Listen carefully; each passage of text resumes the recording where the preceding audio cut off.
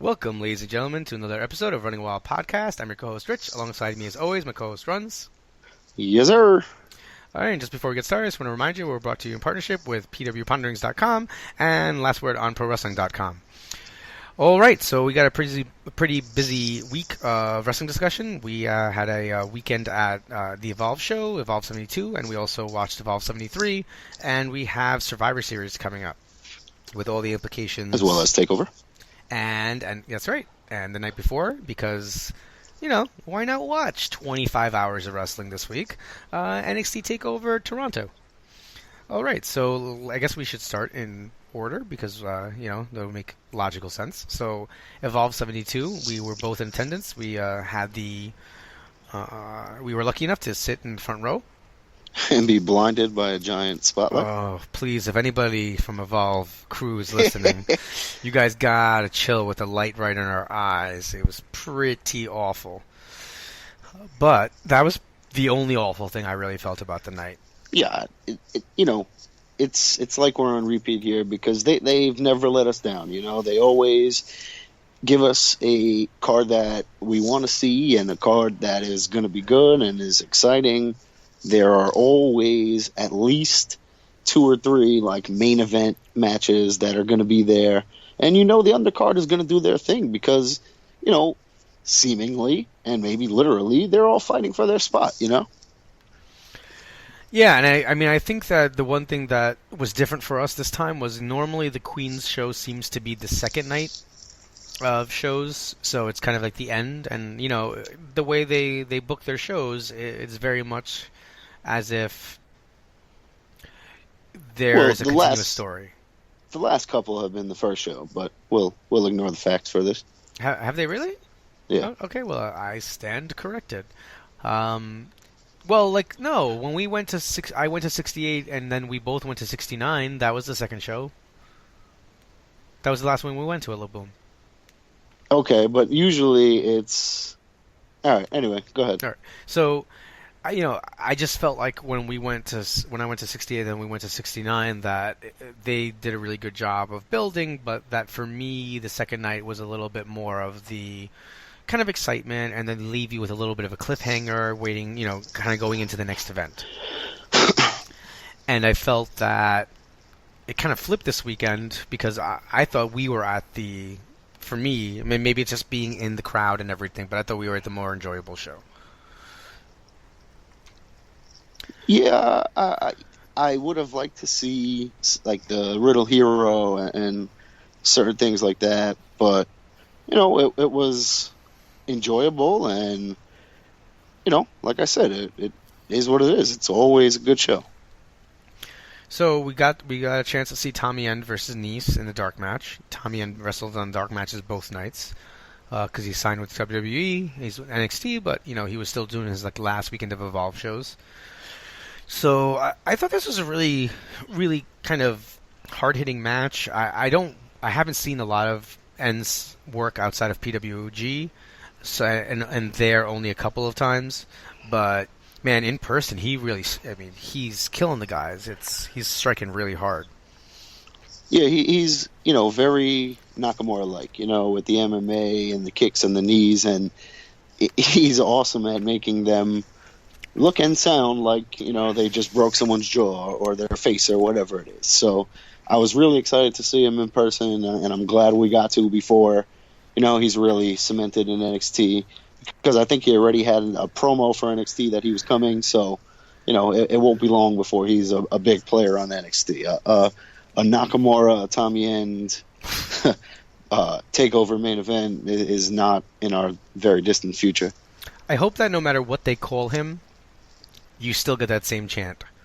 I believe. Well, you're never going to get that, but I believe he's still Tommy End. But the live crowd is. Oh, that's the best. Is still going to do that, no? They're not going to curse. They'll find something else. It's Tommy freaking End. Yeah, that's not terrible. You do have but I wonder if that's stepping on the Seth freaking Rollins shirt. Well, that's not Tommy End's fault. But, yeah, that was a good match. We had Darby Allin and Chris Dickinson supposed to fight, and Dickinson came out with Jaka, and then Nice came out to defend Allin, so we had a tag match, which was good. The first time seeing Jaka, I was pretty impressed. I really like what I saw from him both nights. He really looked good in the ring, and I'm looking forward to seeing more of him. Oh no, yeah. I mean, I thought so. He ends up wrestling on both nights, but I thought Dickinson's promo was pretty good. I mean, he really was kind of drawing the heat of the crowd as being a heel, so that's why I thought his use the next. Told you to suck it. A little, yeah, that was amazing. So, as they're after they won, Darby's a little injured on the other side, so the referee kind of holds them back, and it seemed like they didn't expect to be held back and have to stand there.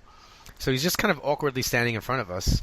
And I just was like, hey, you're not going to get your contract by cheating. And he just, not even suck it. He said suck me, right? Something like that, yeah. Which I popped for pretty hard. I was Jesus. Probably, that was a really bad statement. Yeah, but anyway. Yeah, I mean, we'll just move on. Poor choice of words. All right, moving on. We did skip over the first match, though. Listen, stat wife, stay out of this. I'm getting flack from everyone tonight. All right. So the first match was Dustin versus Matt Riddle. Yes. Unbelievable. Riddle is so over at Laboom. I don't think there was one person there not. I mean, that's not true. There was like a guy 2 rows behind us, like to the left, that was booing him the whole time. And I was like, oh, wow, this is kind of interesting. There's a little... maybe 4 people in the crowd who are kind of booing him. This is interesting. Maybe he's getting too over and some people are now rebelling. I don't know. Maybe it was just a couple people trying to put themselves over a little bit or whatever the case, but they didn't drown out anyone. I thoroughly enjoyed, cheering louder than them. So that was fun. Yeah. And the little girl starting the Let's Go Bro chants, 4 years old. I mean, every time that little boy and girl said anything, I was trying to scream in my loudest. Like, I would be so hyped if I was 5 years old and I legit started a chant at wrestling. That's crazy, So every time they're like, the Let's Go Bro, definitely. And then, like, when they were saying, Let's Go Freddy, and, like, people just started chanting, it's awesome, man. That's hilarious. Yeah, I mean, and I've never, it was really kind of amazing to watch because I've never seen anyone younger than... I don't know, definitely not that young. Definitely not that young, and there were 3 kids that young there. My brother was also there, and he's 9, so you had 4 kids at least under 10 years old. And, this was your brother's first time at Evolve, so he was learning everyone, and he picked it up pretty quickly. But these kids knew everyone, and knew, like, they knew what to chant, and they knew, that was just crazy. And when they didn't, they would be like, "Oh, Dad, what's that called?" And like that would be it. It was nuts.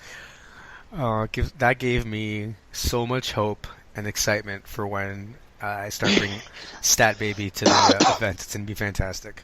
Yeah. Well, yeah. I mean, Dustin is so good, and he seemingly gets more comfortable every time. Not that he's uncomfortable, but he just that character now, where he's just kind of a dick, and the smug face that he always has on. He's really enjoyable as a heel, and I'm really liking that whole storyline. And we'll get to the main event and all that, but afterwards you had Galloway come out and say he just flew 36 hours and just landed, and then Riddle tells him to chill, and he flipped out, and I thought that was awesome because that's exactly what he should be doing. Like, he was so tight that Riddle was just like, bro, chill out. Everything's good. And just left. And I thought that was really good. Do you ever think that Galloway's doing, like, a super Scottish accent? Because sometimes it... No, that's just how he sounds. It's almost like... He yells, too, so that, that doesn't help. Yeah, it comes out as super Scott, like just. It's great. It seems like as he got older, Sean Connery sounded like he was doing an impression of Sean Connery, and it just feels like sometimes Galloway's doing an impression of himself. Matt Riddle. Yeah, I was down on my knee. Oh, it makes me laugh. You give me that response. I'm Drew Galloway. And then, as much as I laugh at him, that one time he was standing in front of me and I yelled too loud and he got in my face, I legitimately was scared. Humongous. So he's huge. this is the beauty of Evolve, is like Ethan Page, Galloway, Dustin. They're such good heels that it makes you care about the Riddles and Garganos and whoever else they're feuding with that much more. I just don't get why Riddle's not getting a little bit. Not Riddle. Dustin needs to be getting a little bit more mic time. I just think he needs a little bit. I don't think he needs it yet, but I think, with them losing the tag titles on 73, that, maybe now we'll see him more as a singles wrestler and having his own little set of stuff going on. Yep. So with Darby Allin losing, so he had teamed up with Nice and they lost to Team Pazuzu. The one thing, he ends up losing the next night to Jaka, so they're kind of continuing that. And I could hear you, and I was upset, the second night especially. I could hear you going, come on, man, he's an underdog, he's got to lose. So I'm trying to not to get... I mean, that's what I was literally just going to say, so... Sorry. No, that's perfectly fine. You saved me the trouble. But, Darby Allin is a maniac. So he's putting his body on the line, and he shows no fear. He got right in Jaka's face, and he was ready to fight him the next night. So that's fine. He should be getting killed by this big, tough, rugged dude who just came in. That's what he is. Now when he gets the win or fights back, it's even better. Yeah, I'll have to agree there. Then we got Yehai and Jason Kincaid, and this was my first time seeing Kincaid in person, and I was really looking forward to it, and he did not let me down. He did some things that I've legit never seen before, and like the stalling, like whatever 450 into the stunner, like come on, that's nuts. Oh, that's so sick. And then the next night he did the it was like the suicide dive, right? Into the stunner outside? No. He did the suicide dive into the sunset flip when he hit Yehai against the guardrail. And then when he rolled them back in, he springboarded, but his feet, and he stalled, flipped over, and hit him with the stunner. But the next night was even crazier because he hit a suicide dive into like a blockbuster on the outside. And then he climbed like a pole that was randomly, next to the ring, and flipped off the top of it and did a double stomp, like a backflip into a double stomp. Yeah, he did that. He did something with it. Yeah, he's a freak, and it's pretty cool to watch him. He was pretty fun in person, and he pulls out crazy things like that. It makes it even better. And Yehai, I mean, I don't know if you guys watch closely, but he comes out in like these like Ninja Turtle pajama pants. Yeah. I mean, they're just... Like, that were definitely his when he was a kid, because they don't look like they're new. No, it's so amazing. I could just picture him being signed like to WWE, and they're like, yeah, so about the pants, and he's like, sorry, guys, that's not even... I can't change those. You're in big trouble! I can't get enough of that. And he ends up looking really good the next night, but let's get through this night. Yeah, I like Yehai. At first I thought he was kind of just another guy, a little, enhancement talent kind of thing, but he's really impressed me. I love his stomps and his unique offense, so that helps. But, his character is growing more and more, and he's getting better in the ring every time I see him. Second inappropriate comment of the show, 3, 2, 1. I love his facials. It's just, he's absurd. The faces he makes are golden, and it sells so much that he's super angry in the ring or super frustrated, and I think that is angry, pissed off, and short. Yeah, I mean it's one of the things that for me actually brings me into it. Like he's a good wrestler, like everybody else in Evolve is, but he's got the stomps and like the punch to the foot is just like what the hell, it's awesome. And when he was trying to stomp on Kincaid, and Kincaid kept moving in the praying position, it was golden. That was a good match. Then you had Ethan Page versus Zack Sabre Jr. I really enjoyed this match. Really enjoyed this match, and I was really impressed with Page. And it's so funny how you can do a little thing like a hammerlock and just keep going to the hammerlock, and it elevated his work in the ring to not be exactly on par with all the stuff that Zack Sabre can do. Zack Sabre Jr. can do, but at the same time, I think he still looked really strong and was able to kind of go toe to toe there.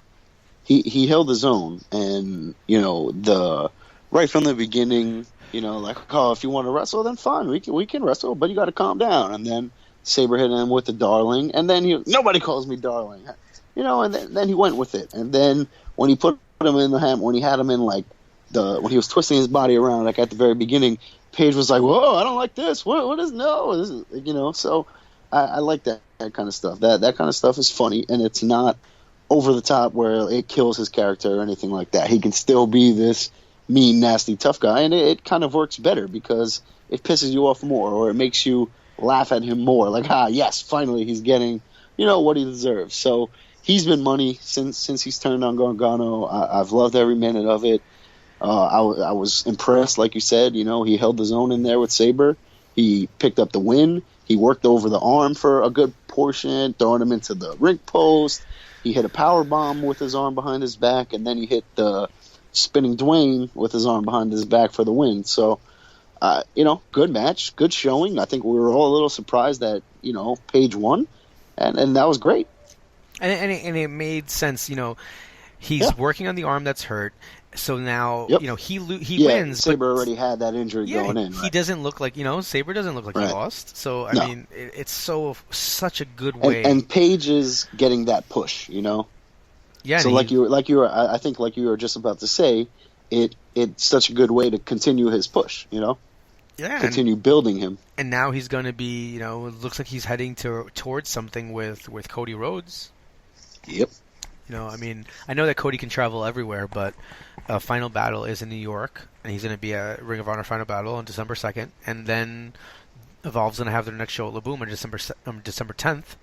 So, I hope that Cody ends up showing up at that show.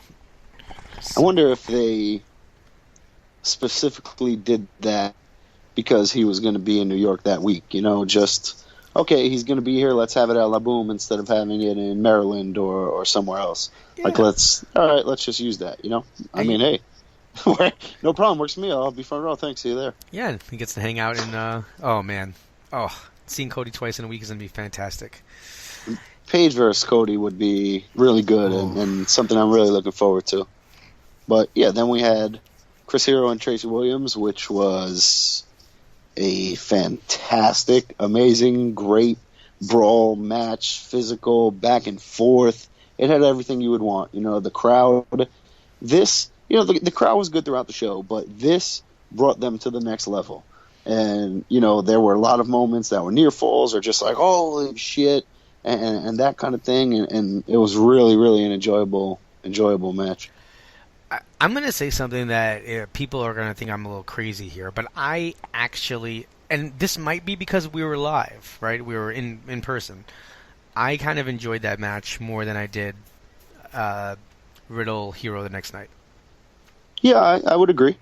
Because, I mean, there were two times where the crowd was standing on their feet during that match. Yep. So it was just unbelievable to watch in person. And then that brings us to the main event, right? Yes, it does. I have never in my entire life even considered watching anything like this. And I'm not going to tell you I'm a superstar. I'm nobody. But one time I did help set the ring up and break it down. So I've seen the parts of a ring before, exposed and everything like that. I've never, ever in my entire life had even the slightest inclination to think that I would see wrestlers wrestling just on the wooden planks. That, once we saw the name Squared Circle of Survival, you knew it would be something. And then once they get rid of the ropes, it was like, okay, this is getting interesting.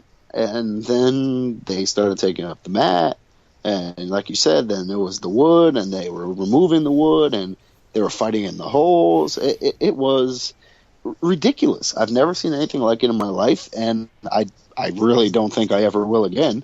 And, that's something special to be there for. And Gulak and Thatcher killed each other.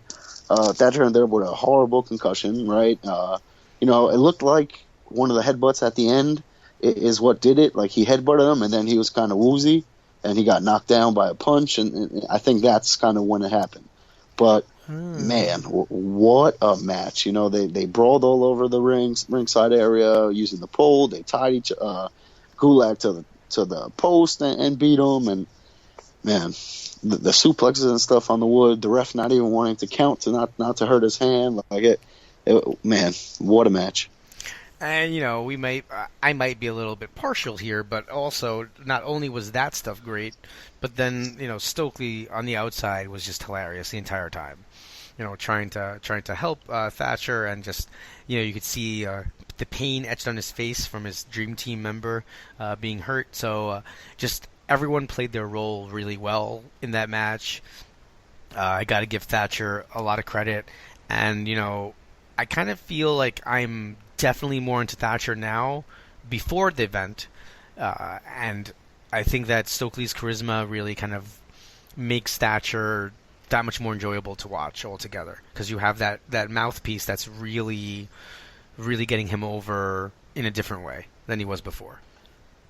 Yeah, I mean, it definitely helps, but I really like Thatcher because his matches are usually, they're slugfest, and the crowd is so against him that it makes the atmosphere so much better. So I really am a fan of Thatcher because of how much everyone seems to dislike him being the champion and boos the hell out of him. So it makes everything, that much more into it. When Gulak had him in the Dragon Sleeper, like when he was under the ring and Gulak was like basically half under the ring himself, the crowd was insane. Oh, man. Absolutely insane.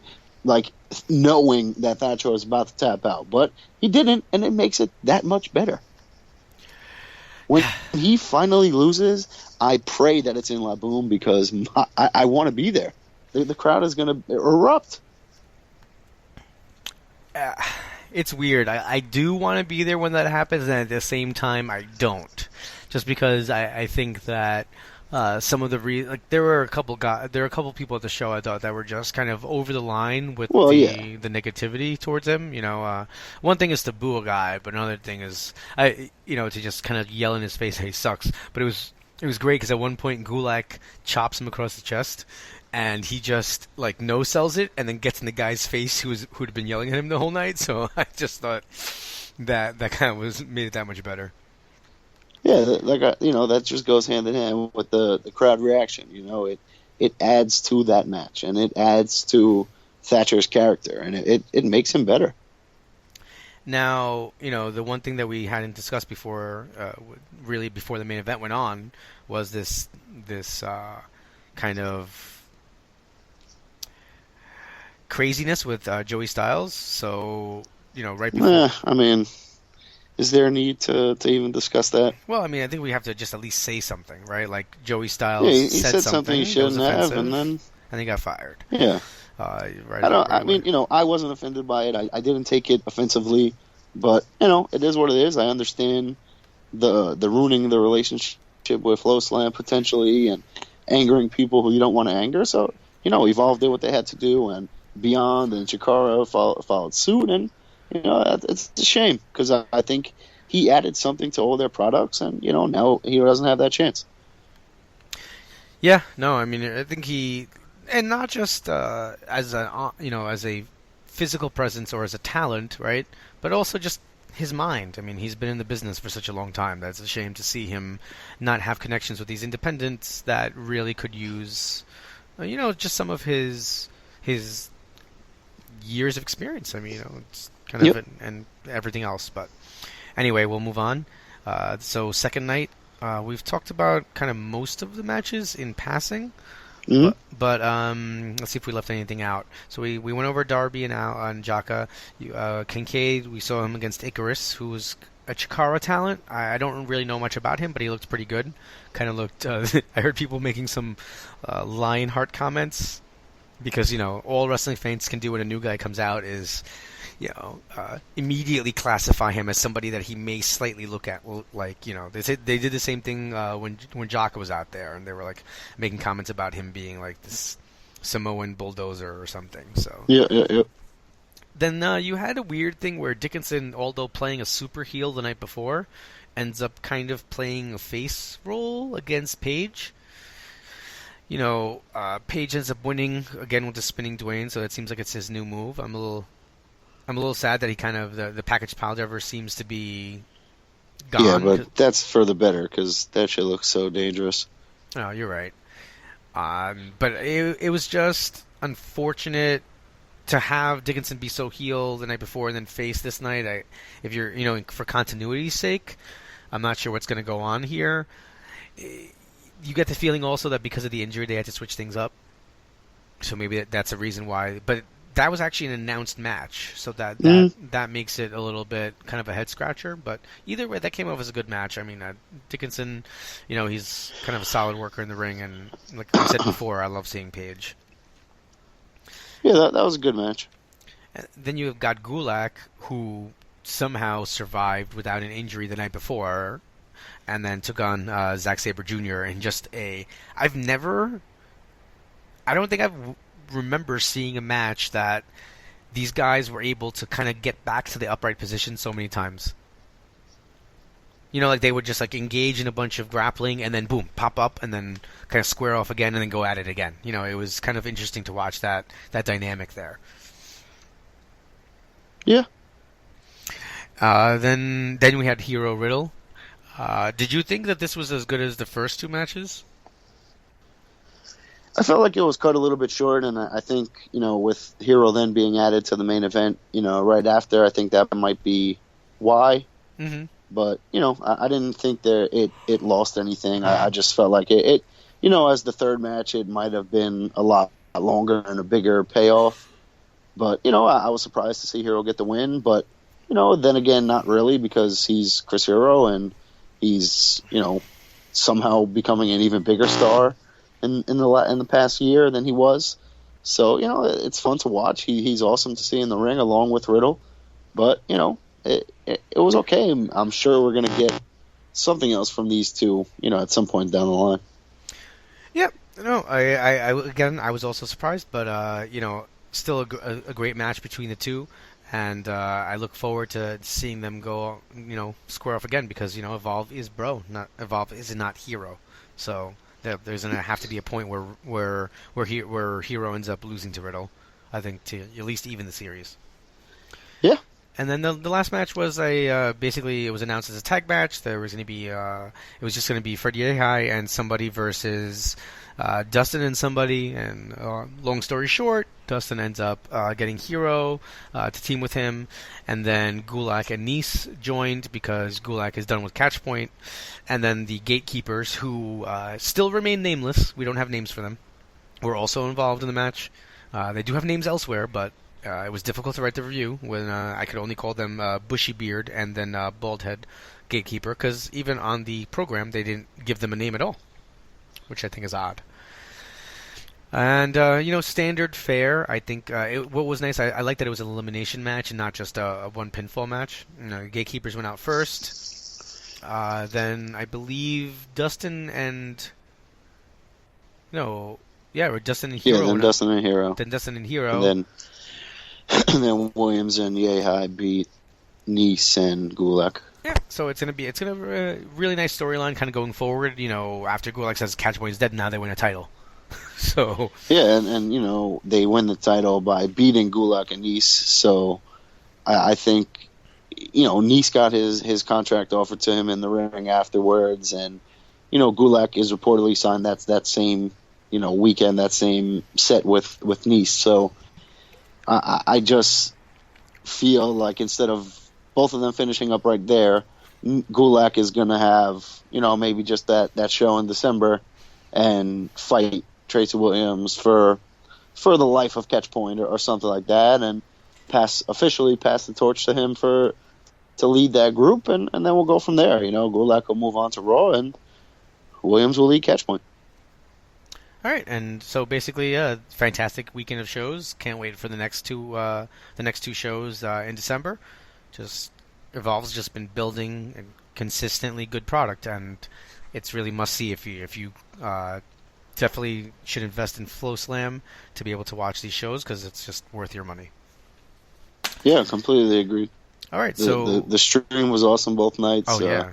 The quality of it looked great. So I was really pleased. And there was that that good-looking guy in the green shirt, and the other great bearded guy. I didn't over see there. those guys. Oh, those guys were great the first night. You guys should take a look at the Flow Slam to see them. All right. So moving on, you want to just start with Takeover first, and then move into Survivor Series? All right. So we're gonna have the Revival versus DIY in a 2 out of 3 falls match for the tag team titles. The last time these guys squared off, it was one of my favorite tag matches that I've seen in a very long time. Just kind of like old school 80s tag match, just really back and forth action. I was upset, or not upset, but surprised. No, I was upset, I'll be honest, that DIY lost. So I'm really looking for Gargano and Ciampa to walk away with the titles this time. Yeah, I mean, I completely agree with you. I really think they're going to be the ones to win here. But, would I be surprised if the Revival wins again and Gargano and Ciampa just move up to the Cruiserweight show or something like that? No, I wouldn't. So, I think either way here, the losing team is going to be on the Cruiserweights or on Raw or SmackDown soon. So, whether this is their last match or they have one more at the tapings or something like that, we'll see. But either way, the loser of this, I think, moves on. All right. So next match? Officially, I'll say Gargano and Ciampa with you. Yay! All right. That was okay. All right. I was way too excited about that. Moving on. Three. It's 3 weird comments today, folks. Let's see how many I can get in the show. Then we have you're thrown off on the Wednesday taping. Oh, it's tough. This is the day where I usually say inappropriate stuff. We have Bobby Roode versus Ty Dillinger. So, I think Dillinger goes over here, which is weird. Really? I think so because I think he needs some sort of weird win. Not like a clean win. Like something happens accidentally and he kind of ends up rolling up Bobby Roode. Like Bobby Roode is overconfident and then Dillinger wins. Yeah, if it's gonna happen, wow, that would be the way that it has to go down. So, I could definitely see that. And being in Canada, they're both gonna get a big pop. But that would be cool to see Dillinger get the win, and then you just have Roode get furious and kill him at the next show or the tapings, whatever the case. So, I'm looking forward to that match. And then we have the finals of the Dusty Rhodes Classic. You have the Authors of Pain versus TM61. I was a little surprised that the DIY ended up losing and not making it to the finals. I thought that I could have seen them winning it and then moving on to the main roster with that kind of push there. But I think we're set up to think that the Authors of Pain are going to lose because Paul Ellering is not allowed to be there. Oh no, actually he's going to be suspended above the ring in a cage. So very Deep South weird stipulation. Yep. And I think that because we're set up that way, I'm actually going to go with Authors of Pain here. I think that they're going to prove that they don't really need Ellering to win. Yeah, I mean, I'm not sure that'll be the result. But, I don't think that'll be a splitting point with them and Ellering. Oh, no. But, yeah, I agree with you that I think they're going to get the win. They're too big. They're too dominant. TM61 is really good, but it wouldn't really make sense for them to get the win here. Yeah, agreed. Then we have Asuka versus Mickie James. Which I literally don't think we've ever talked about Mickie James coming back to the WWE, but it's in Canada, so that should be cool for her. It'll be nice to see her return. But Asuka's winning this, and hopefully it's a good match. Yeah, no, it's weird that I haven't mentioned it because I'm actually really excited about Mickie James coming back. Yeah, agreed. I'm super excited, but I think that our NXT coverage sometimes is a little. Yeah, it's really hard to watch NXT with so much other stuff on. Yeah, Wednesday's usually my break. Yeah. Oh, okay, I'm done. I don't have to watch wrestling. And NXT doesn't do that for me. So, what I ended up doing is probably before Saturday, I'll binge a little bit on NXT. Before the event, or not, because my wife will kill me. So we'll see what happens. But I'm also picking Asuka. And then we got Nakamura versus Joe for the NXT Championship. Here again, I think the loser of this is onto the main roster, and I'm pretty sure that that's going to be Samoa Joe. Nakamura is their face of the future. Mm-hmm. They have an NXT TakeOver Tokyo coming up at some point, so if you don't think Nakamura is going to be the champion heading into that, you're nuts. So, they could switch it back and forth, but they don't do that with the NXT belt. No, I don't think that's going to happen. I think Joe loses, and like you're right. Yeah. That's it. All right, so that's TakeOver, and now only one more event to preview: Survivor Series.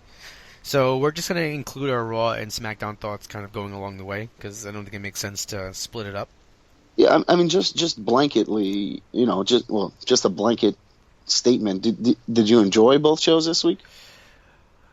Yeah, I did. I mean, okay, I know they need to they feel they always need to have that showdown type kind of scenario before the event, but there was part of me that's like, it's almost like when interleague play started. Keep them apart. I don't know. I don't see a real good reason to have them the SmackDown guys show up on Raw like that. Well, I'll completely disagree with you on that one, because I really, really enjoyed that. And I thought it was really good. I thought it was really entertaining that, we got to see them in the same ring together, because it's been a couple months. And, I don't like that they're selling this as the only time ever that they're going to face off, because there has to be something at some point in the next couple of years, but maybe not. I don't know. But, I'm really looking forward to Survivor Series, because I think they did a good job with the build. I really liked the SmackDown guys coming and having that interaction. I liked the Raw women coming on SmackDown and having the interaction. I think we get the results of what happened. I think the SmackDown men win. I think the Raw women win. Yeah, I mean, I can see that. I mean, I liked all of that. Good. Oh, because the only thing I'm confused about with the main event, so now, or not the main event, the Raw men not tag versus the SmackDown men. Undertaker tells the SmackDown crew that if they lose, they're going to have to answer to him. Didn't Stephanie tell the Raw guys that they'll be fired if they lose? Yes. So I just feel like it's rocking a hard place here. So does Undertaker feud, like, that makes me think that Raw won't lose. Who's she going to fire? Yeah, I mean, she doesn't have to fire anyone. It can very easily just be, Stephanie, we lost, but we can't fire these guys. And then she's like, fine, Mick, well, I'm going to punish them. And then she does whatever she's going to do. I hate when your answer to a question that I'm having a really hard time with is so simple. Because I was literally it's like, wrestling. I'm sitting there going, who could win? I mean, yeah, because when someone's starting to get fired, they always get fired. Right? That always happens. All right, I'm rather. I really like Taker coming back, though. I thought, I was very curious as to what it was going to be, and then when he said WrestleMania no longer defines me, I'm back, I was kind of like, what? Wait a minute. Like, he's back? Like he's going to be there every week or every month or whatever? Because that is really awesome. If he's going to be there to wrestle the likes of Owens or Styles and Ambrose, and that's dope. Now, if that's what we get, now a couple just about Taker. I'm He's happy. Taking souls and digging holes, bro. I'm happy he's back. 2, Statwife really just kind of was offensive in saying that she wants Undertaker to retire. It's pretty funny that she wanted him to retire, and then it was like, I'm coming back. I know, yeah, no, it was the exact opposite. He heard her and said, "No, I'm coming back." The fact that he brought up Survivor Series, and I really just thought this was a perfect moment to take Shane out. Unless there's a bigger plan that I'm not seeing, I don't get why Undertaker doesn't just say, you're a great commissioner, but I would be a better member of this team. I mean, I don't think him and Shane are boys. So I think that's part of it. And I think, he doesn't want to kind of step on Shane's toes and make him look, inferior when Shane we'll have some matches down the line or that type of thing, you know? He just could have been like, Shane, You're, despite losing you're, you're against not me, wrong. despite losing against me, and having the stipulation be that you didn't get to run one of the shows, you still got to run one of the shows, so I think you owe me one. You should let me be in the match instead of you.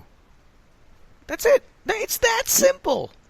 But, then you risk what happens if they lose? What happens if the Raw men win? Then you can't have Taker lose. Do you think this means that Taker is going to go on his retirement run? It could be, that he's got a year left and he's just going to be around for a while. It could be that his hip surgery or whatever made him feel better. He looked great. His hair was back. It was pretty cool to see him. And it was pretty cool to see him in the ring with all those guys and, people he's legitimately never been in the ring with. So that was pretty fun, man. Did you see, by the way, so speaking of comebacks, Edge also came back on SmackDown. Right. And, his hair, no, I love that in the graphic, his hair was like super short and he's clean shaven, and he just comes out full like Daniel Bryan, like crazy beard and long hair. But backstage, and now because Kurt Hawkins is back, there was an amazing, WWE posted it on Twitter, I retweeted it, where it was Kurt Hawkins, Zack Ryder talking, and they started like saying the lines from Edge's song. Yep. And then he comes out. I'm sorry. That was probably my favorite moment from SmackDown overall, and that wasn't even on the show. But I thought that was fantastic. Yeah, that was pretty funny. The one thing I didn't like about SmackDown was the 95. Did you know that SmackDown had that many tag teams? Because I wasn't aware. Well, yeah, because they all beat them in the qualifiers. But we had The Miz beat Dolph Ziggler to gain the IC title and take his spot on Survivor Series. And while that makes perfect sense on the heel babyface level, it also makes complete and total sense later on when The Miz challenged Daniel Bryan, basically saying, you wanted to trade me, now what? Now I'm the IC champion, now you can't trade me. I have this belt, you need this belt, you need me.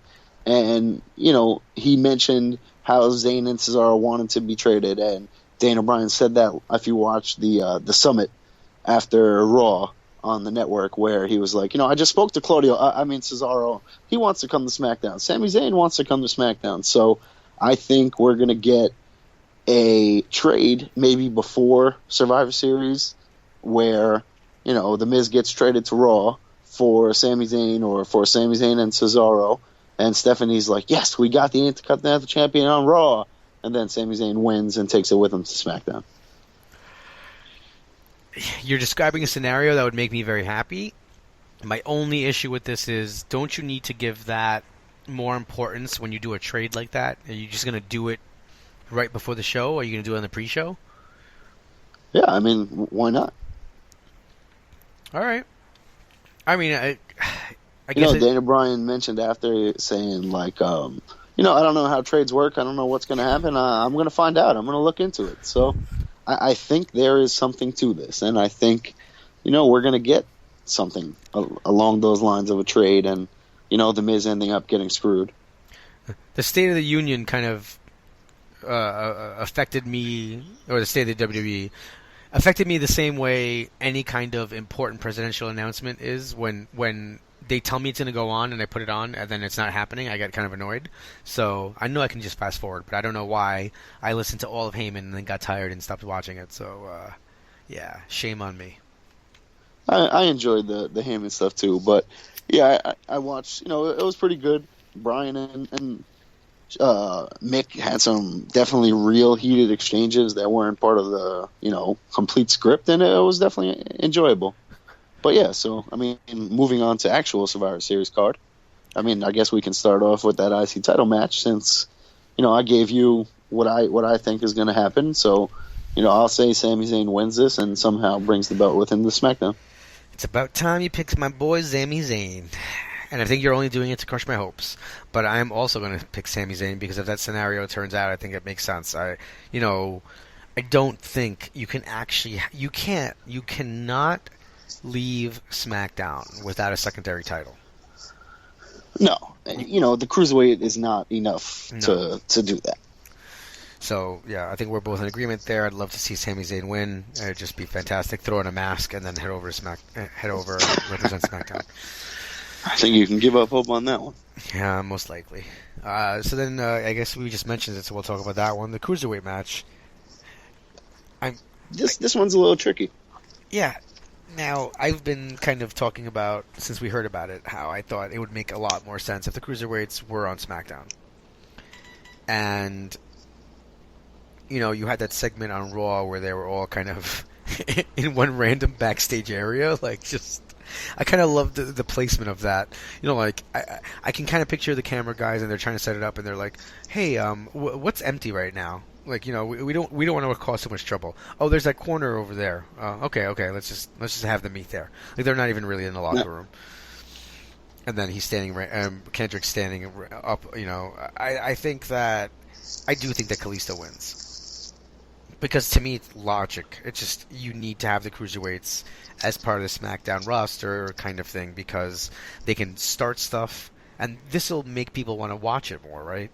205.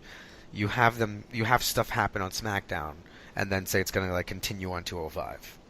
Yeah, I definitely agree. You know, what are you going to really have?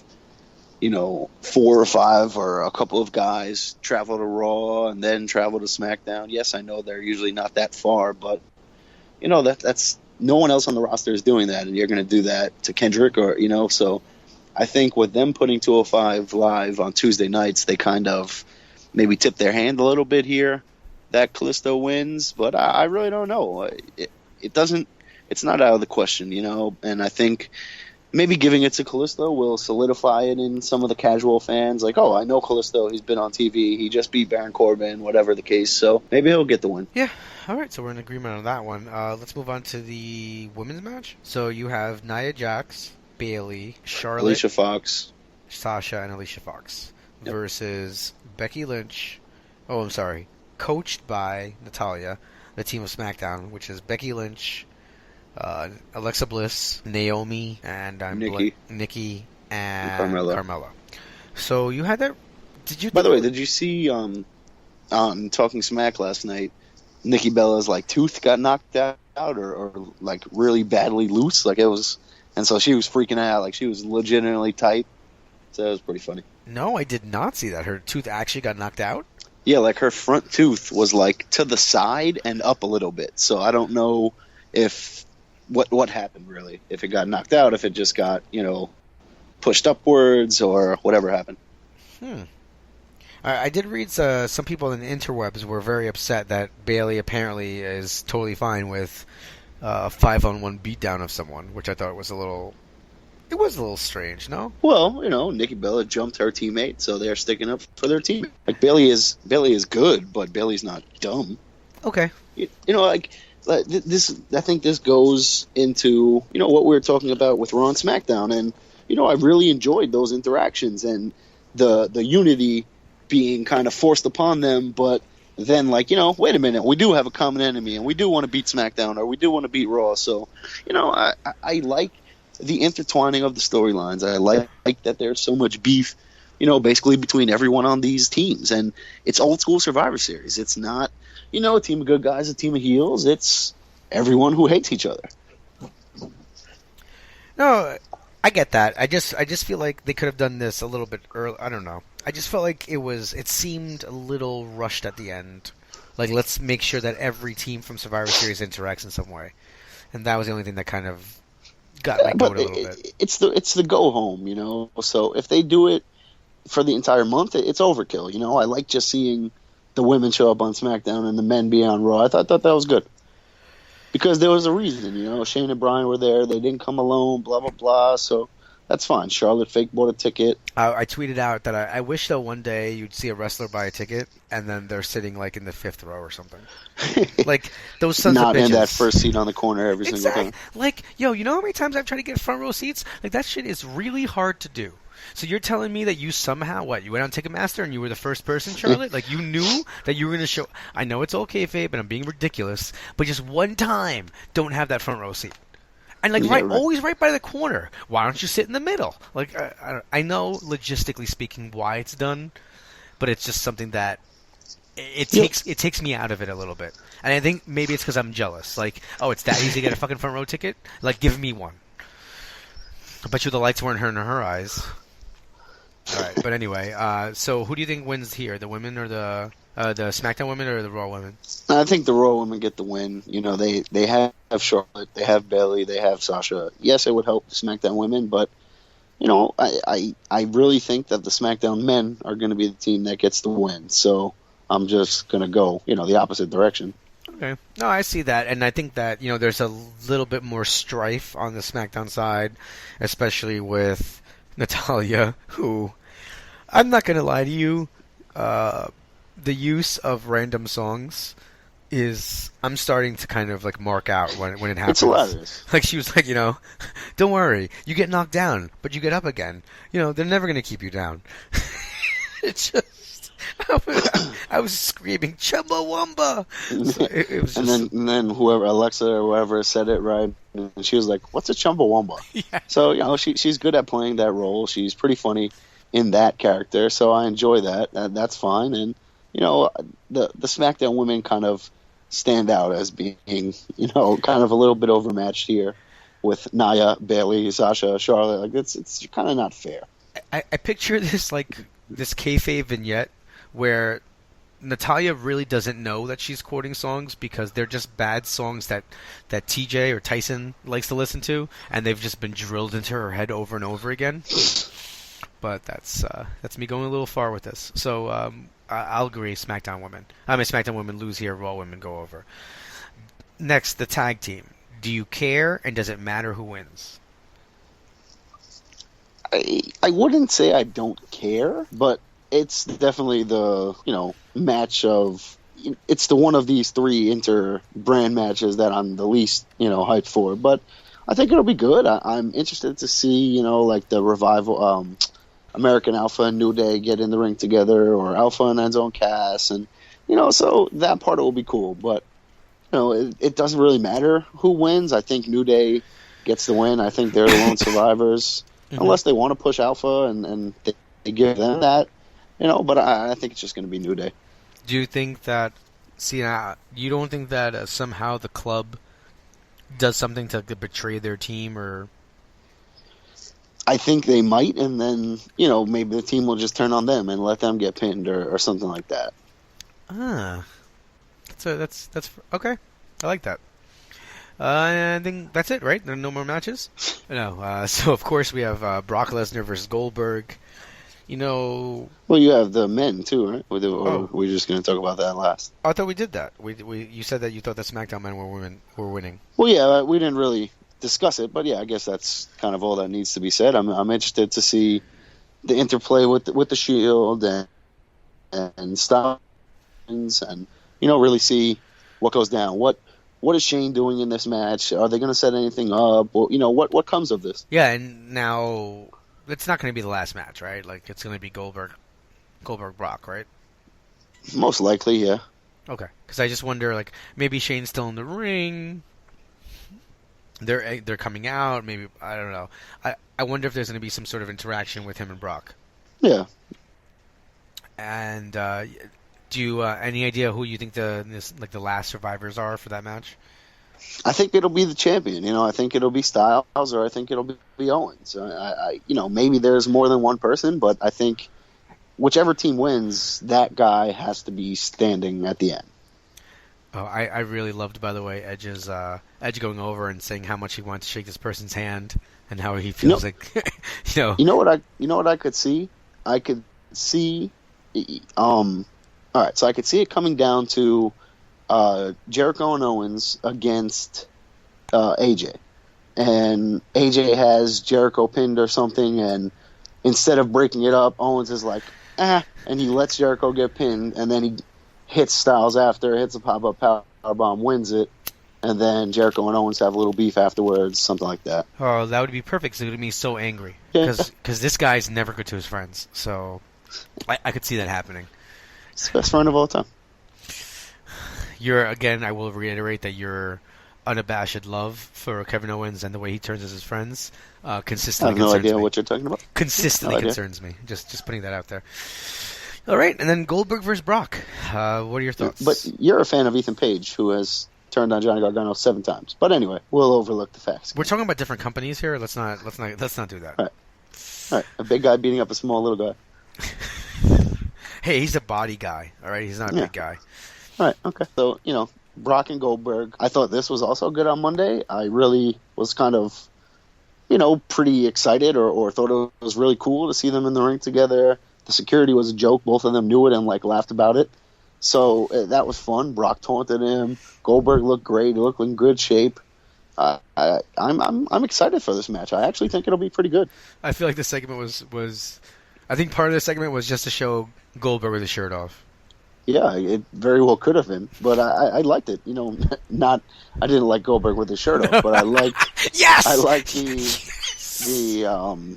I like the intensity from him. I like the interaction between them two. I'm not gonna lie. When he told Heyman not to mention his family again, and then Heyman did it, I was like, "Oh snap!" When he says his son's gonna call Brock daddy. Yeah. Oh, because he did. Yeah, that was amazing. He didn't just mention him again. He said that Brock would be the new dad. It was amazing. It did make me more excited for the match, but kind of like when Brock wrestled Ambrose, right? And some of the other, Ambrose, I think, had a shot. Goldberg doesn't have a shot. Yeah, and that when the main event is something that I completely know, sometimes I'm just a little. Hopefully, hey man, what if Goldberg wins? I don't know it's. There's no way, because if they waste someone beating Brock on Goldberg, that would be bad. But the way that Heyman, and he always does this, but the way that Heyman is just Goldberg doesn't stand a chance. This is a joke. It just kind of makes me maybe. So that's all I need is that little tiny inkling of doubt, and I'll enjoy the hell out of this match. Agreed. So I think we both say Brock officially. Yeah, clearly. All right. So for all you guys counting at home, you have all our predictions for the weekend. Yeah. So before we leave you, just want to actually share with you, we were lucky enough. I was lucky enough to sit down with Donovan Dijak. So we're going to let you listen to that interview, and we'll be right back afterwards.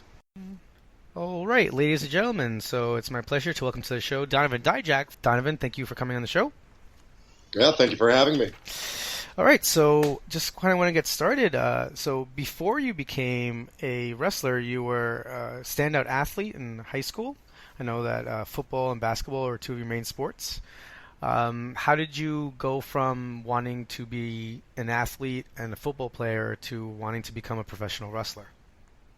I played football and basketball for about, at a high competitive level for over a decade, including college, where I played both football and basketball at my second school. So after I had completed that, which was around late 2010, early 2011. I'd say there was about a 1-year gap there where I wasn't doing much of anything other than trying to find a full-time job and successfully finding a full-time job. But in that time, I didn't have anything, really athletic to do other than, men's pickup basketball, and that's kind of where pro wrestling found its way in. It's kind of a long story how I found my way into pro wrestling, but it was around late 2012 when I made the transition into the world of pro wrestling. So you said it was a long story. Can you share a little bit about how that worked out? Yeah. So like I said, I found a full-time job. So for the first time in, basically my adult life, I had my nights free because it was a 9-to-5 job. So I didn't have anything to do from 5 p.m. on. So I was kind of filling that gap with pickup basketball and going to the gym or whatever. But on the other days, I was watching a lot of pro wrestling. The WWE product, 2 or 3 times a week. So while I was doing that, my interest in pro wrestling was growing. I had watched WWE as a kid, a younger teenager growing up, but it had, I had sort of ran out of time with all my sports and extracurricular activities to watch pro wrestling as a fan. So I repicked that up in early 2012, or late 2011, early 2012. And while I was doing that, we my girlfriend at the time, now my wife, was we were attending a gym in Nashua, New Hampshire called Best Fitness. And we had a disagreement with the manager, so we decided to leave that gym and go to a Gold's Gym down the street in Nashua, New Hampshire. So at the time, I was looking up the new manager of the Gold's Gym. So I Googled Gold's Gym, Nashua, New Hampshire manager, and if you Google all those things, you get a I don't know if you still do, but at the time, it linked me to an article about Triple H, who was when he was training at Killer Kowalski's in the late 80s and early 90s, or whatever the time frame was. He was managing a Gold's Gym in Nashua, New Hampshire. He's originally from Nashua, New Hampshire. So it linked to that. I didn't realize, I had heard of Killer Kowalski's, but I never realized that it was in Malden, where I was actually working at the time on Pleasant Street in Malden, where Killer Kowalski's used to be. So I looked into Killer Kowalski's, which linked me to the Chaotic Training Center, which linked me to the New England Pro Wrestling Academy, which is the school owned and operated by Brian Fury back then and currently. So that's kind of how one thing led to another, and I ended up at the NEPWA. How do you feel about Fury? You know, he's going to be retiring soon. You're actually going to have a match with him next month on December 11th. What does that mean to you that you're going to be able to have that last match with him? It was a special request of mine. Beyond Wrestling is a very important promotion to the both of us. It was definitely an opportunity to, as he says, to reinvigorate his career. It was definitely a huge platform for me, and continues to be a huge platform for me. In terms of, being able to wrestle high-level competition in front of a bigger sort of stage, not only the live audience, but in terms of the online viewing audience that Beyond Wrestling has. So I personally requested that be his final match for Beyond Wrestling. It turns out that was able to be accommodated. It's going to be one of his. I think it's the last week that he's going to be a wrestler, because nobody really runs in later December. So I think his final show ever is for Chaotic Wrestling on the 17th, which I will also be at. But this will be the last time that we're able to wrestle. It'll be in front of a crowd that receives both of us very well. And I think that it's going to be a special match for the both of us. Recently, you had a big match. You actually made it to the finals of a tournament against Matt Riddle. Could you share a little bit about what that tournament was like and what it was like facing off against Riddle? It was definitely very grueling. Today's Wednesday? So I only wrestled a couple days ago in that.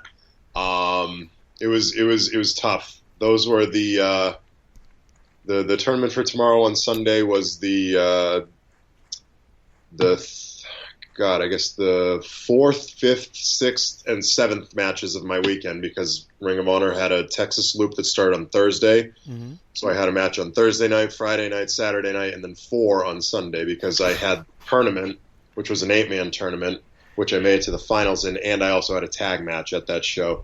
So it was definitely a very grueling weekend for me, especially Sunday. I'm still pretty sore from it, but yeah, it was exciting. It's one of my my proudest moments. After I was done with the tournament, I looked back at the body of work, and I can say that it's definitely one of my favorite days in professional wrestling that I've ever had.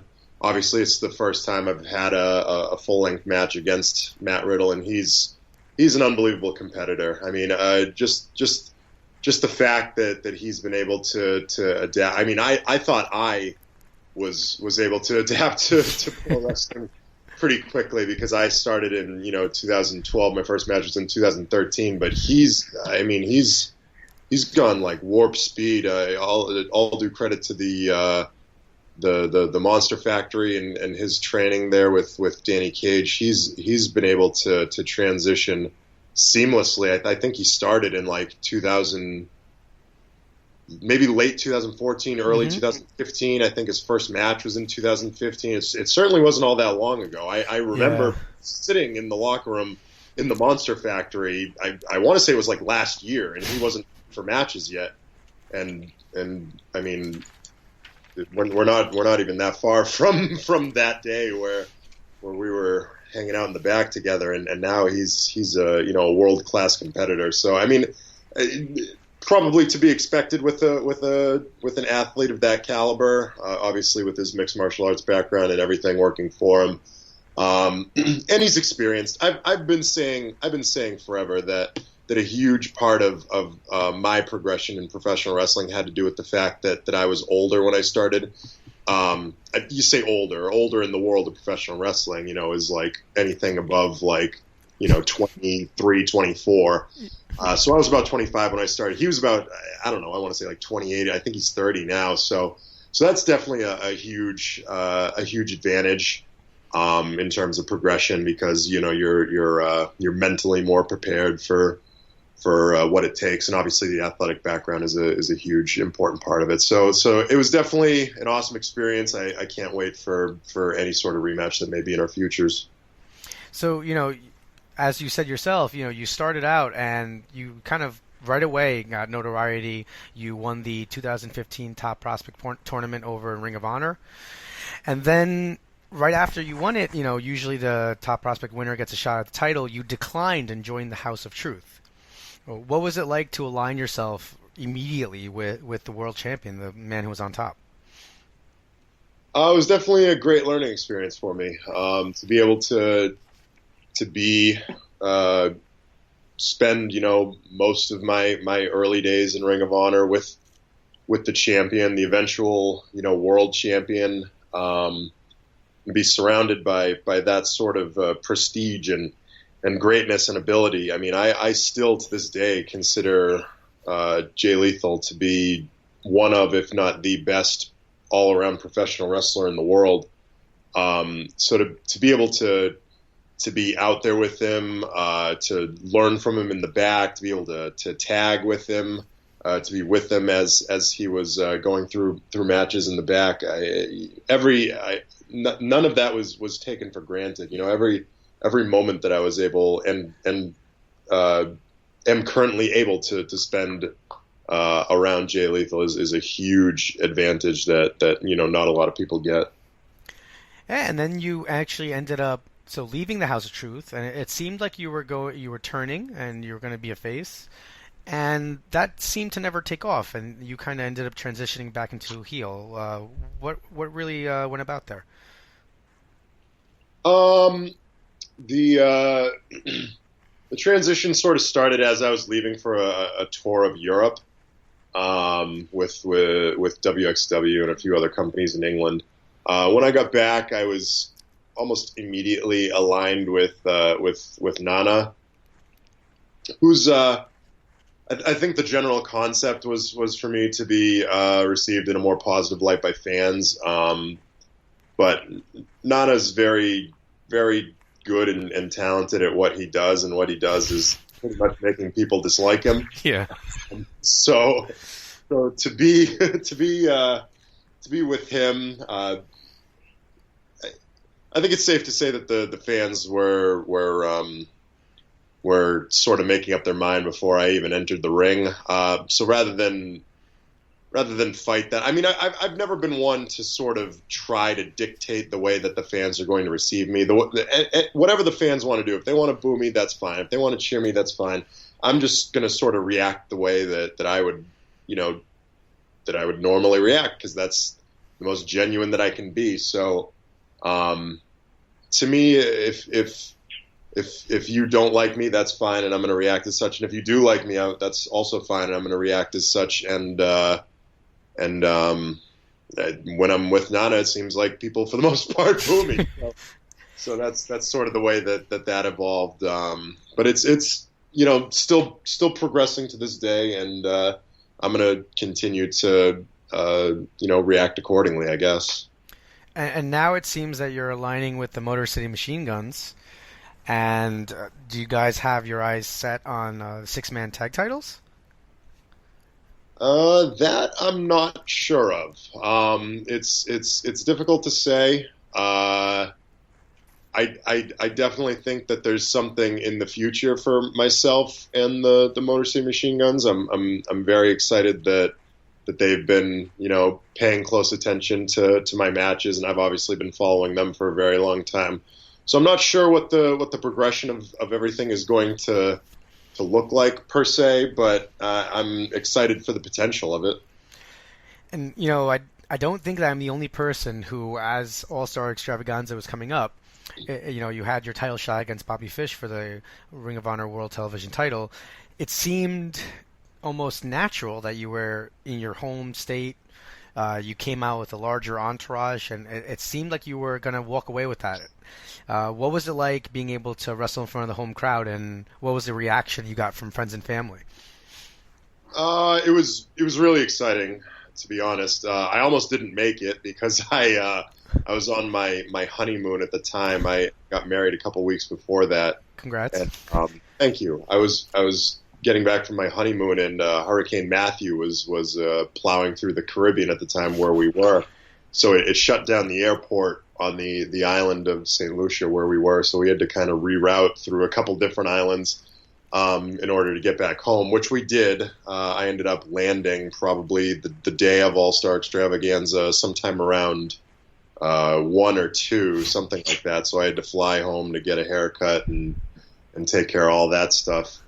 But thankfully I made it. The night itself was an incredible pleasure and privilege. Bobby Fish, obviously one of the most talented wrestlers in the world, and to be on that platform with that sort of opportunity in front of all my coworkers and friends and family and co-wrestlers and everything like that was such a privilege. And I was really happy with the way things turned out, despite not being able to win the match, but the reception itself was something that I'll never forget. Yeah, I mean, you kind of applauded as the face when you came out. It seemed like you were destined there, but you'll definitely have your chance moving down forward the line. So, typically somebody of your size and stature, usually you hear kind of the old adage in wrestling that, don't leave your feet. What made you make the decision to not just leave your feet, but pull off, moonsaults from the top rope? Just moves that you don't see somebody who's 6'7" pulling off. My goal was to stand out. I've always enjoyed a variety of wrestling that I try my best to stay true to and cater to. People see me do all sorts of, risky stuff, dives and high-flying moves and whatever. That being said, I do my best to try to make everything that I do make sense. On the level I am right now, more often than not, I'm one of, if not the biggest guy in the ring. Maybe not the biggest, but certainly the tallest for the most part. So I try to make everything I do make sense. That being said, all these things that as I, progressed in wrestling, that I realized that I could do. So I try to integrate them into my offense. I try to make them work. I try to make them make sense. I try not to kill myself or others while I'm doing it. So it's definitely a balancing act. Some people take to it, some people disagree with it. But for me, it's just about expressing what I enjoy doing and what I enjoy about professional wrestling. So it's a bit of a balancing act. That being said, whenever I put on a performance, I try to make it. I try to present it as something that I would personally enjoy as a fan, and that the high flying stuff is something that I personally enjoy as a fan. So I try to integrate it into what I do. And speaking of what you enjoy, you also spend your time in Ring of Honor and other places wrestling as a single star, but then you're also part of the American Destroyers with Mike Webb. Uh, what do you prefer wrestling as, a singles competitor or a tag competitor? It's not really the most comparable thing in the world. There's different matchups that I enjoy. Right now, I'm having a blast doing a lot of tag stuff with Webb. He's one of my best friends in real life. He was part of my groomsmen in my wedding. So to be able to tag with him and throw ideas back and forth is really refreshing. He's on the short list of guys in professional wrestling that I feel like I can really openly speak my mind to. If I don't like something, I'll just tell him. If I do like something, I'll just tell him. If I think something's mediocre, I'll tell him. And he's the very same way with me. So there's a lot of trust there, and it's going very well. We're having a lot of exciting matches. It's really fun. The tag element was something that we both wanted to work on because we were both having. We were both. It wasn't that we were getting bored of singles matches. It's that we had a lot of singles matches and that we didn't have a lot of tag matches, so we needed more experience. So we figured we'd get together and try to gain more experience that way. And it's been going better than I think we expected. So hopefully it continues on the upward trajectory, and obviously that's a big part of my professional wrestling future going forward. Other than Webb, who do you ride with usually when you're on the road? It depends on where we're riding, but for the most part, the local indies that I drive to are Chaotic's a little too local to like carpool, but if I'm going to carpool, it's like Northeast Wrestling or Beyond or XWA, Limitless up in Maine, World of Hurt sometimes in New York. Sometimes we do some Jersey stuff. I know he goes down to Monster Factory a lot. So if I'm going to those particular promotions, usually it's Warbeard Hansen, Brian Fury, Anthony Green, Scotty Slade. I'm sure I'm forgetting someone that I can't think of, but those are the usual suspects for our car rides. Cool. You did mention a couple times about your wedding recently. I gotta ask, as a wrestler, did you have your music play when you came out, when they introduced you? I did not. No. She wanted more of a traditional wedding. No. So no, it was not my music, but I did make sure that our wedding party entrance was choreographed. I didn't have much of a say in terms of the stuff that was going on in the wedding, to my delight. Yeah. I probably would have messed most of it up, but that portion in particular, I did have a say in. So it ended up coming off pretty fun. Cool. You're billed from Worcester, and that's not actually where you're from. Is there a reason why you picked that town? Yes. It's actually pronounced Worcester. Worcester, sorry. New Yorker over here. It's spelled in a very strange way. The reason I decided to go with that, I'm originally from a small town called Lunenburg, Massachusetts. It's a very small town. People in Massachusetts probably haven't heard of it. It sounds kind of foreign, so I didn't want people to get confused into thinking that I was, from another country or something. Because it almost sounds like Luxembourg, which is like Ludwig Borga or something. Yeah. Yes, I didn't want that association. Lunenburg's part of Worcester County. Worcester's probably only 20 to 25 or 30 minutes south of Lunenburg. I spent a lot of my time as a kid in Worcester growing up. They got big arenas there. A lot of companies run there. So I figured it'd be a lot easier. I mean, Lunenburg, there's never going to be a pro wrestling show ever in Lunenburg, Massachusetts, as far as I know. So So I figured, I'd just go with Worcester. That way, if there's ever shows run in Worcester, I can be the hometown sort of fella from there. And are you a big Pats and Sox fan?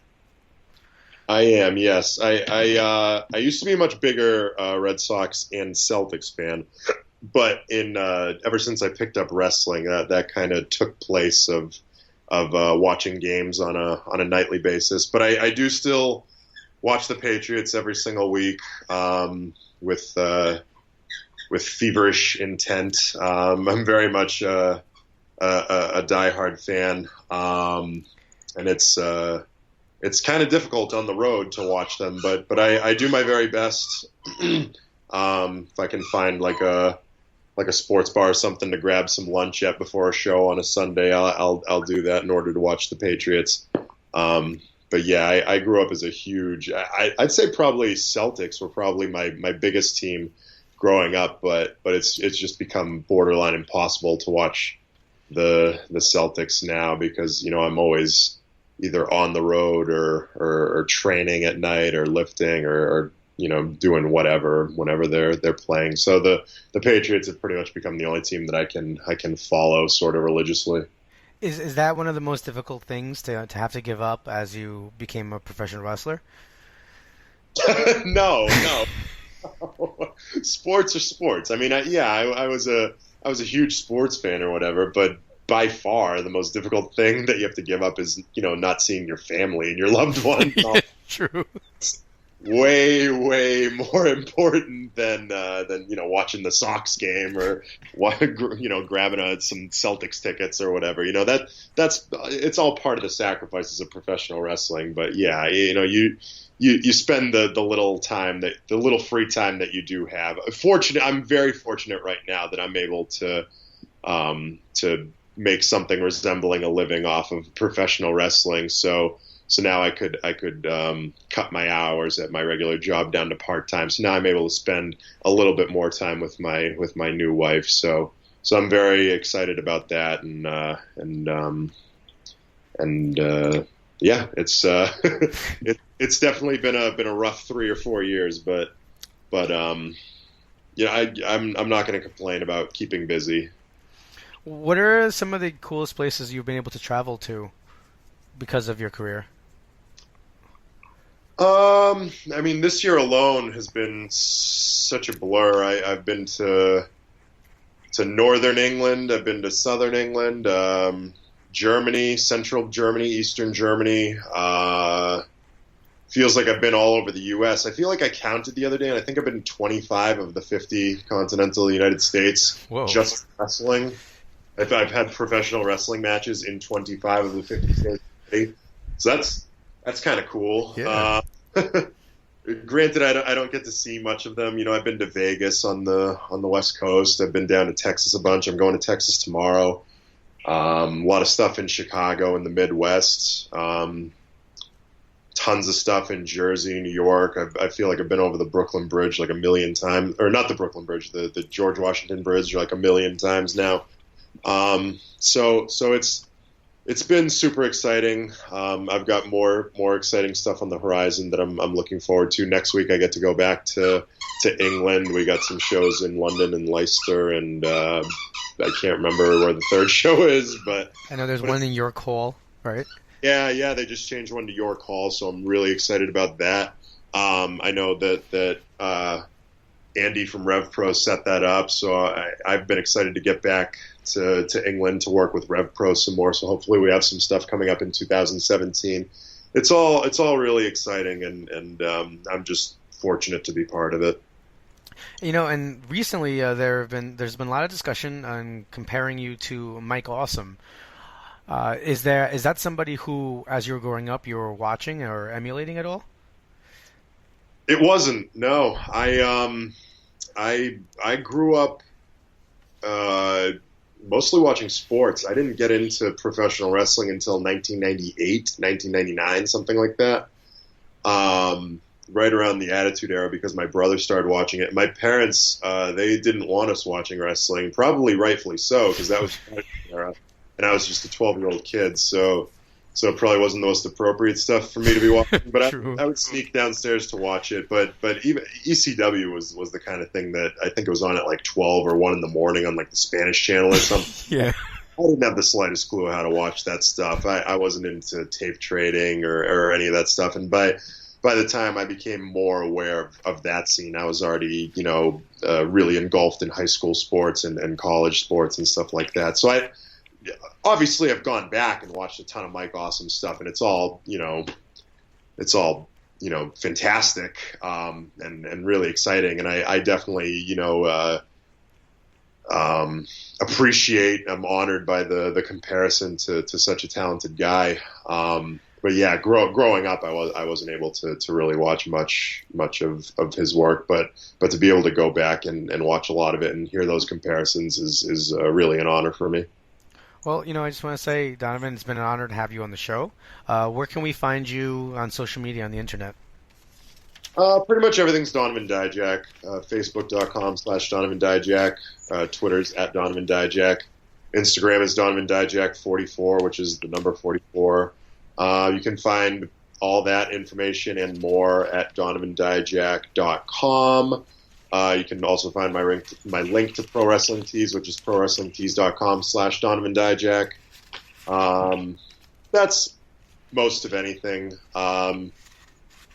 Those are the places where you can find me and support me if you so choose to do so. Well, definitely. And you said that you're going to be in Texas this weekend? Yes, Friday night I'm in Texas for VIP. I have a match coming up against Andy Dalton. This Saturday I'm back home in Bethany, Connecticut, for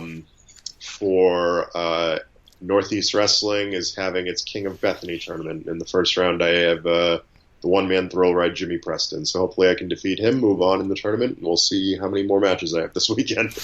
All right, well, best of luck there, and best of luck. Enjoy England next week when you're there for the Reach the Sky Tour. Thank you very much. And I just want to thank you so much for coming on the show tonight. Awesome. Thank you. All right, very special. Thank you to Donovan Dijak for taking the time out to sit down and chat with us. Make sure that you tune into Ring of Honor Wrestling, and also you can catch him wrestling on Beyond cards on the Flow Slam Network. So make sure you check him out. He's definitely somebody who's worth watching, and for a man who's 6'7", the agility he shows is just kind of unbelievable.